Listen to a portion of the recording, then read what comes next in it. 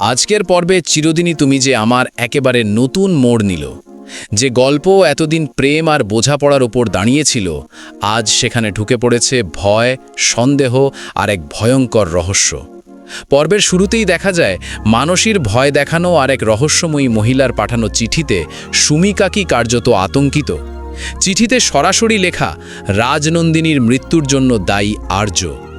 এই একটি অভিযোগই পুরো পরিস্থিতিকে বিষাক্ত করে তুলেছে। এখন প্রশ্ন একটাই, যদি কোনো মা বারবার শুনতে থাকে যে তার মেয়ের শ্বশুরবাড়িতে এমন ভয়ঙ্কর অভিযোগ উঠছে, তাহলে কি সে সহজেই নিজের মেয়েকে সেখানে পাঠাতে পারবে? সম্ভবত না। ঠিক এখানেই গল্পের বড় টান। এবার যদি সুমি কাকি অপর্ণাকে সিংহরায় বাড়িতে যেতে বাধা দেয়, তাহলে সেটাই হবে সবচেয়ে স্বাভাবিক প্রতিক্রিয়া। এর সরাসরি প্রভাব পড়তে পারে আর্যর সেই বিশেষ সারপ্রাইজ পার্টির ওপর, যেটা সে অপর্ণার জন্য পরিকল্পনা করেছিল। একটা সুন্দর মুহূর্ত হয়তো জন্মের আগেই ভেঙে যেতে চলেছে। তবে এই অন্ধকারের মাঝেও একটা ভালো দিক রয়েছে। অপর্ণা আবারও নিজের মনের কথা শেয়ার করেছে রুম্পা আর সন্তুর সঙ্গে। এই বন্ধুত্বই হয়তো তাকে মানসিকভাবে শক্ত রাখবে সামনে আসা ঝড়ের মুখে।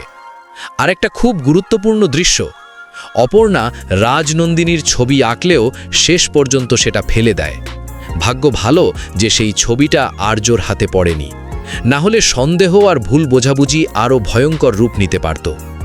এখন আসল প্রশ্ন, এই সমস্ত অভিযোগ, রহস্য আর পারিবারিক বাধার মধ্যে দিয়ে আর্য আর অপর্ণা কি একসাথে পথ চলতে পারবে, নাকি এই চিঠি তাদের সম্পর্কের সবচেয়ে বড় পরীক্ষা হয়ে দাঁড়াবে?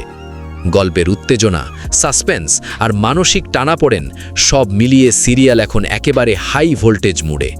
সব উত্তর পেতে চোখ রাখুন চিরদিনই তুমি যে আমার, প্রতিদিন সন্ধে ৬টা ৩০ মিনিটে শুধুমাত্র জি বাংলাতে।